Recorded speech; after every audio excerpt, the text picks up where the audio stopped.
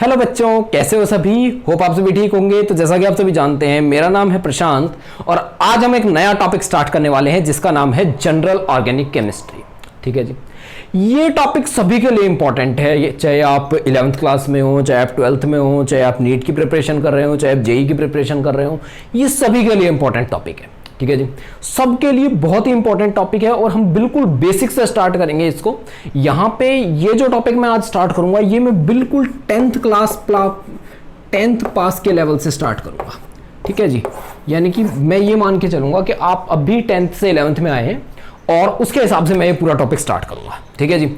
तो इस टॉपिक में हम बिल्कुल बेसिक जानेंगे कि कैसे ऑर्गेनिक केमिस्ट्री स्टार्ट होती है, कैसे ऑर्गेनिक केमिस्ट्री इनऑर्गेनिक से अलग हुई, कैसे इसमें इसकी जो शुरुआती रिएक्शंस थी वो हुई, कैसे इसके शुरुआती इफेक्ट्स का पता लगा, कैसे इसके अंदर शुरुआती जो इन्वेंशंस थे वो हुए, कैसे शुरू के इसके प्रोडक्ट्स बने, क्यों इसको अलग केमिस्ट्री की तरह देखा गया, क्यों इन कंपाउंड्स को एक अलग तरह से पढ़ा गया या एक अलग ब्रांच ऑफ केमिस्ट्री में पढ़ा गया है इनको। ठीक है जी। तो ये सब जानेंगे और उसके बाद चलेंगे एडवांस तक। इसके लेवल को बिल्कुल बेसिक से लेंगे और एडवांस तक चलेंगे हम लोग। ठीक है जी। तो चलिए शुरू करते हैं। जनरल ऑर्गेनिक केमिस्ट्री बिल्कुल नया टॉपिक है, तो चलिए ध्यान से सभी लोग ध्यान से देखेंगे। ठीक है जी। तो चलिए शुरू करते हैं। तो जो हमारी जनरल ऑर्गेनिक केमिस्ट्री होती है, इसको जो हमारे पढ़ने का तरीका है, आज हम ये देखेंगे कि हमें कैसे पढ़ना है। ठीक है जी। कि किस तरह से हमें चलना है, इसमें कहां से शुरू करना है और किस तरह से हमें बढ़ते हुए चलना है। ठीक है जी। तो आइए वो देखते हैं। सबसे पहले जब हम जनरल ऑर्गेनिक केमिस्ट्री पढ़ने लगेंगे तो हम सबसे पहले ये देखेंगे कि क्यों इस केमिस्ट्री को एक अलग केमिस्ट्री की तरह जाना गया। यानी कि सबसे पहले हम क्या जानेंगे, इसका हिस्टोरिकल बैकग्राउंड, कि हिस्ट्री क्या है इसकी, कैसे ये शुरू हुई थी। Historical background. ठीक है जी। Historical background. हिस्टोरिकल बैकग्राउंड में हम क्या जानेंगे,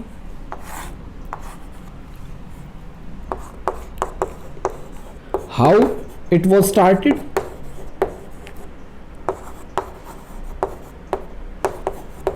ठीक है जी, Y it is considered as a different branch। पहले की जो इनऑर्गेनिक वगैरह जो पहले की ब्रांचेस थी उनमें ही क्यों नहीं ले लिया गया, एक अलग ब्रांच क्यों बनाया गया। ठीक है जी। अच्छा, इसके बाद सबसे पहले यानी कि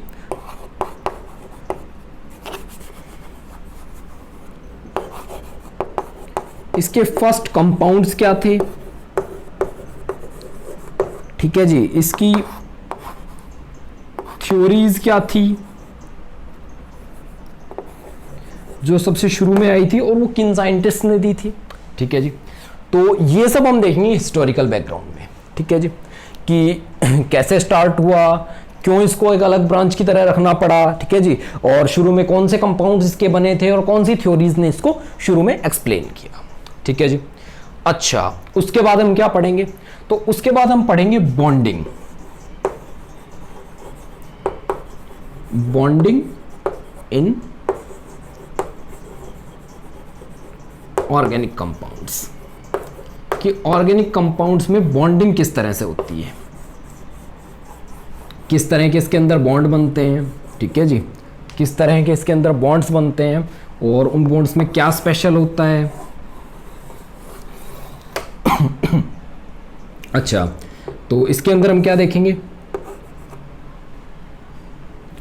टाइप्स ऑफ बॉन्ड, जो टाइप्स ऑफ बॉन्ड्स देखेंगे। ठीक है जी। कि कौन कौन से टाइप्स ऑफ बॉन्ड होते हैं। मेनली दो होते हैं, पोलर और नॉन पोलर। ठीक है जी। इसके अलावा कौन से बॉन्ड होते हैं, पोलर में पोलर क्या हो सकते हैं, कोवलेंट बॉन्ड भी हो सकते हैं। ठीक है जी। और नॉन पोलर कोवलेंट बॉन्ड भी हो सकते हैं। इसके अलावा पोलर में एक और स्पेशल टाइप के बॉन्ड और आते हैं हमारे पास, हाइड्रोजन बॉन्ड्स। तो वो भी हमें देखने हैं। ठीक है जी। हाइड्रोजन बॉन्ड्स क्या होते हैं और पोलर कोवलेंट बॉन्ड्स क्या होते हैं। ठीक है जी। चलिए एक छोटा सा एग्जांपल लेते हैं, जैसे कि CH3 CH3। अच्छा, इसका स्ट्रक्चर किस तरह का होगा, तो ये कुछ इस तरह से दिखेगा, CC H H H H H H। ठीक है जी। तो ये जो बॉन्ड है ये क्या है, कार्बन और कार्बन के बीच में है, और कार्बन और कार्बन के बीच में क्या है, ये दोनों सेम है, और सेम है तो इसका मतलब इनके बीच में ये पोलर नहीं है, नॉन पोलर है। नॉन पोलर क्यों है, यानी कि इनके बीच में कोई चार्ज सेपरेशन नहीं हो सकता, क्योंकि दोनों की इलेक्ट्रोनेगेटिविटी क्या है, सेम है, और इसलिए इलेक्ट्रॉन क्या होंगे, इसके बीच में जो इलेक्ट्रॉन्स हैं वो बिल्कुल बीच में रहेंगे, बराबर बराबर शेयर होंगे, क्योंकि दोनों की जो खींचने की टेंडेंसी है इलेक्ट्रॉन को वो बराबर है, इसलिए ये नॉन पोलर बॉन्ड होगा। अच्छा, इसकी बजाय आप मान लीजिए यहाँ पे होता है Cl। ठीक है जी। अब देखिए Cl ज्यादा इलेक्ट्रोनेगेटिव है तो इलेक्ट्रॉन्स को थोड़ा ज्यादा खींचेगा, यानी कि Cl और कार्बन का जो बॉन्ड होगा ये कैसा होगा, ये पोलर बॉन्ड होगा और ये नॉन पोलर बॉन्ड होगा। तो ये सब हम समझेंगे डिटेल में कि ये सब क्या होते हैं। ठीक है जी, क्या होते हैं पोलर बॉन्ड्स, क्या होते हैं नॉन पोलर बॉन्ड्स, और कैसे इनको डिसाइड करते हैं, कैसे क्या क्या इनका इफेक्ट पड़ता है। ठीक है जी, कंपाउंड्स पे इनका क्या क्या इफेक्ट पड़ता है वो सब भी देखेंगे। पोलर हो गए कोवेलेंट और हाइड्रोजन बॉन्ड्स, और नॉन पोलर कोवेलेंट बॉन्ड्स हो गए। ठीक है जी। अच्छा, इसमें इसके अलावा क्या आ सकते हैं, वंडरवाल भी आ सकते हैं, वंडरवाल फोर्सेस ऑफ अट्रैक्शंस। ठीक है जी, वंडरवाल भी आ सकते हैं इसके अंदर। अच्छा, इसके बाद एक चीज देखेंगे, हाइब्रिडाइजेशन, कि हाइब्रिडाइजेशन क्या क्या होता है, और फिर देखेंगे ऑर्बिटल ओवरलैप को, कि ऑर्बिटल्स कैसे ओवरलैप करते हैं। तो ये सब भी हम देखेंगे, ये क्या होते हैं, ये बात आपको समझ आएगी जब आप ये देखेंगे उसके बाद। ठीक है जी। तो इतना देखने के बाद आपको समझ आएगा कि क्या होता है ऑर्बिटल ओवरलैप। अगर आपको आता है तो बहुत अच्छी बात है, नहीं आता है तो आपको बिल्कुल बेसिक से पढ़ाया जाएगा कि हाइब्रिडाइजेशन क्या होता है और ऑर्बिटल ओवरलैप क्या होता है। ठीक है जी। अच्छा, इसके बाद हमारे पास क्या है, तो इसके बाद हमारे पास है रिप्रेजेंटेशन।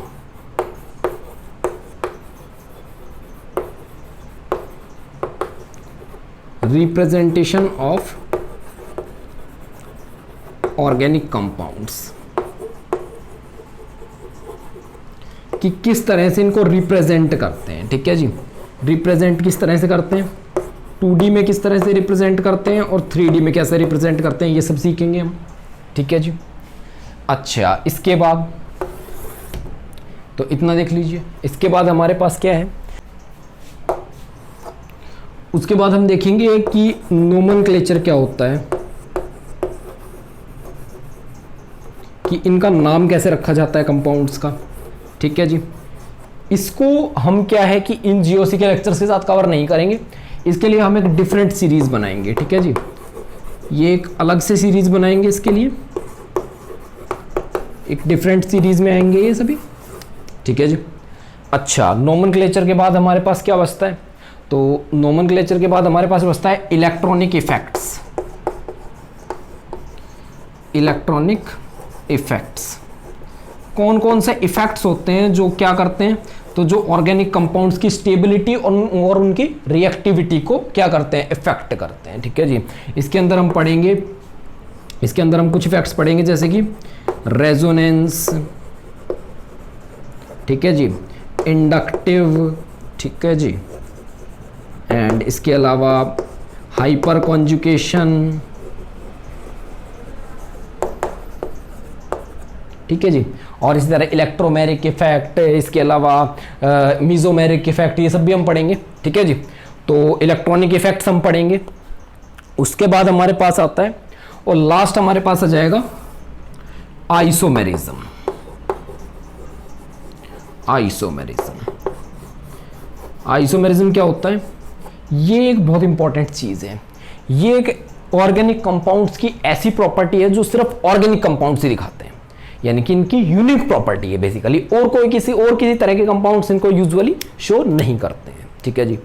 क्या होता है आइसोमेरिज्म, तो आइसोमेरिज्म होता है जब कोई दो कंपाउंड्स जिनका फॉर्मूला तो सेम हो और उनका क्या हो, वो अलग अलग कंपाउंड्स हो, यानी कि उनका स्ट्रक्चर डिफरेंट हो। समझ रहे हैं, यानी कि वो चीजें अलग अलग हों, जिनका फॉर्मूला एक हो पर चीजें अलग अलग हों। ठीक है जी। जब मैं हिस्टोरिकल बैकग्राउंड पढ़ाऊंगा तो उसमें थोड़ा सा आपको आइसोमेरिज्म के बारे में बताऊंगा, और जब हम आइसोमेरिज्म को डिटेल में देखेंगे तब तो देखेंगे ही। अच्छा, आइसोमेरिज्म के अंदर हम क्या क्या देखेंगे, तो आइसोमेरिज्म के अंदर हम देखेंगे स्ट्रक्चरल आइसोमेरिज्म क्या होता है और स्टीरियो आइसोमेरिज्म क्या होता है, ठीक है जी। और इनके फर्दर पार्ट्स क्या होते हैं वो सब भी देखेंगे कि स्ट्रक्चरल और स्टीरियो आइसोमेरिज्म के पार्ट्स क्या होते हैं। तो इतना कुछ जीओसी है हमारे पास। सबसे पहले हिस्टोरिकल बैकग्राउंड, देन उसके बाद बॉन्डिंग जिसमें टाइप्स ऑफ बॉन्ड्स को बताएंगे, हाइब्रिडाइजेशन बताएंगे और ऑर्बिटल ओवरलैप बताएंगे। उसके बाद रिप्रेजेंटेशन ऑफ ऑर्गेनिक कंपाउंड की रिप्रेजेंटेशन कैसे करते हैं, दैट इज 2D में कैसे दिखाते हैं और 3D में कैसे दिखाते हैं। इसके बाद हम देखेंगे नोमेनक्लेचर की नाम कैसे करते हैं, बट इसको एक डिफरेंट सीरीज में हम कंटिन्यू करेंगे, इस सीरीज में नहीं पढ़ेंगे। यहाँ पे हम सीधा किस पे आएंगे, इलेक्ट्रॉनिक इफेक्ट्स पे, कि कौन कौन से इफेक्ट्स होते हैं जो स्टेबिलिटी और रिएक्टिविटी को इफेक्ट करते हैं, जैसे रेजोनेंस, इंडक्टिव, जैसे कि हाइपर कॉन्जुगेशन, जैसे इलेक्ट्रोमेरिक इफेक्ट, जैसे कि मिजोमेरिक इफेक्ट, ठीक है जी। ये सभी इफेक्ट देखेंगे। और उसके बाद हम लास्ट में देखेंगे आइसोमेरिज्म कि स्ट्रक्चरल आइसोमेरिज्म क्या होता है और स्टीरियो आइसोमेरिज्म क्या होता है। तो इस तरह से हम हमारी ऑर्गेनिक केमिस्ट्री का ये या बेसिक जो हमारी जनरल ऑर्गेनिक केमिस्ट्री है उसका एक ओवरव्यू है आपके सामने, ठीक है जी। तो ये देख लीजिए एक बार, इस तरह से हमें पढ़ना है।